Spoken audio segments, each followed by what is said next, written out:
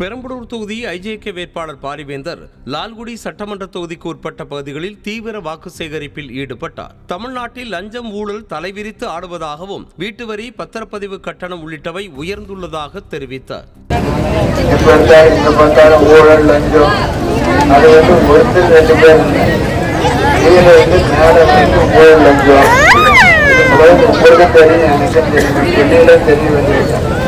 என்னைக்காவது போய் birth certificate, என்னைக்காவது போய் வீட்டுக்கு ஒரு பிளான் அப்ரூவல் அல்லது வேற ஏதாவது மேல்படுத்தி போகும்போது அங்கே இருக்கிற ஒரு ரெக்கமெண்டேஷன் எங்கேயாவது போய் பணம் இல்லாமல் வாங்கி வந்துருக்கீங்களா?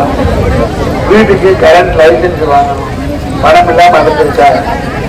கீழே இருந்து மேலே வரைக்கும் ஊழல் லஞ்சம் ஊழல் லஞ்சம். ஆனால் மோடி 10 வருஷமா ஆள்றாரு.